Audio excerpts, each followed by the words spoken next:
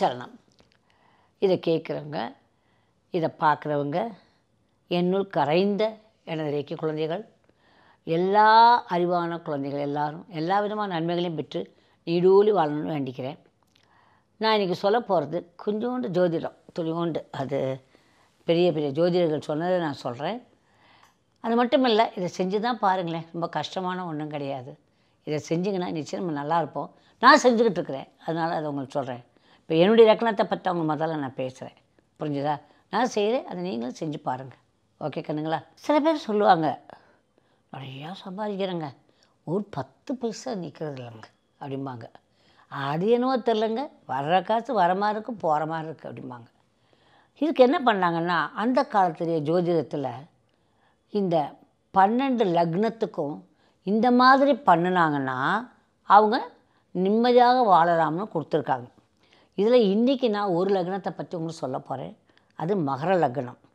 இந்த மகர லக்னத்துக்காரங்க உங்களுக்கு மாத வருவாய் வருது, ஏதோ வருவாய், அது பிஸ்னஸில் வந்தாலும் சரி, எது வந்தாலும் சரி, வந்த உடனே டக்குன்னு போய் எனக்கு பிடிச்ச சேலை வாங்கணும், எனக்கு பிடிச்ச நகை வாங்கணும்னு வாங்கவே கூடாது.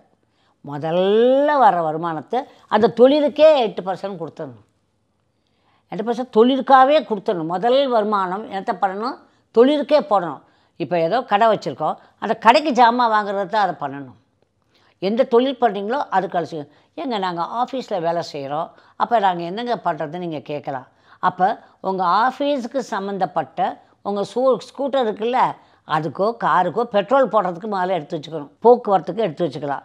உங்கள் ஆஃபீஸ் சம்மந்தப்பட்ட நீங்கள் என்ன அங்கே அந்த ஆஃபீஸில் வேலை செய்கிறதுக்கு சம்மந்தப்பட்டது, உங்களுக்கு என்னென்ன காரியங்கள் நடக்கணுமோ அதுக்கு நீங்கள் முதல்ல எடுத்து வச்சுக்கணும். அடுத்தது, உங்களுக்கு கீழே வேலை செய்கிறவங்களுக்கு அவங்களுக்கு என்ன பண்ணணும்? சாப்பாடு கொடுக்கணும், உணவு கொடுக்கணும்.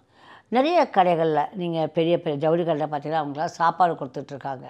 அது ஒரு பெரிய விஷயம். அதெல்லாம் ஜோதிடர் சொல்லித்தான் எல்லாருக்கும் தெரியும்.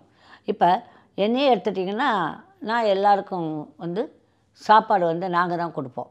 அது எங்களுடைய பாலிசி. எங்கள்கிட்ட வேலை செய்கிறவங்களுக்கு சாப்பாடு நாங்கள் தான் கொடுக்கணுன்ட்டு. அது மாதிரி சாப்பாடு கொடுக்கறது ரொம்ப ரொம்ப இம்பார்ட்டண்ட்டு. நீங்கள் உங்கள் வீட்டிலேருந்து சாப்பாடு கொண்டு வாங்க, இங்கே காலையிலேருந்து சாயந்தரம் வரைக்கும் வேலை செஞ்சுட்டு சாப்பிட்டு போங்க, அப்படி இருக்கக்கூடாது. நம்ம சாப்பாடு கொடுக்கணும். அது ஒன்று.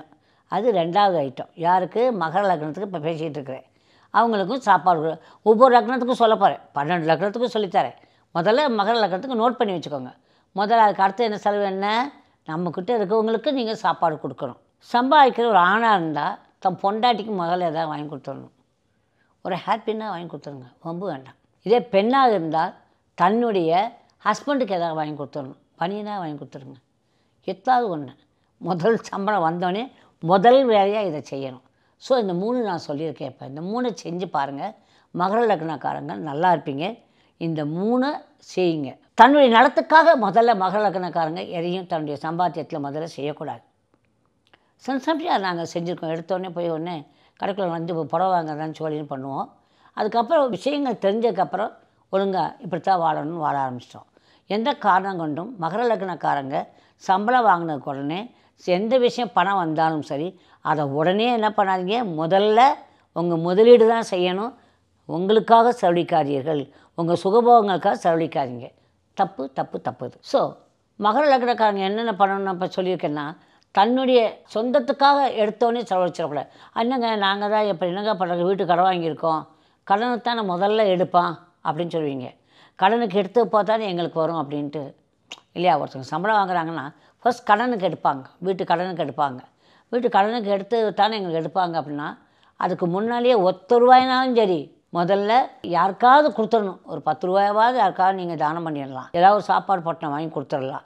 இல்லைன்னா அடுத்தவங்களுக்காக நீங்கள் எதாவது உங்களுடைய முதலீடு, உங்கள் வீட்டுக்கு தான் நீங்கள் முதலீடு பண்ணுறீங்க. அதை அந்த வீட்டுக்கு முதலீடு தான் அந்த கடனை கொடுக்குது. அதனால் அது தவறு கிடையாதுங்கிறத மனசில் வச்சுக்கோங்க. என்ன, வீட்டுக்கு முதலீடு கொடுக்குறீங்க, அவ்வளோதான். அதை கணக்கில் எடுத்துக்க வேண்டாம், பயப்படவும் வேண்டாம். மிச்சம் 2 ஒழுங்காக பண்ணிடுங்க. Okay, I love you all my lovely children. Good luck கண்ணுங்களா, செல்லுங்களே. சொன்னதை செய்யுங்க கண்ணுங்களா, அடுத்தவங்களுக்கு சொல்லுங்கள் செல்லுங்களா. ஓகே.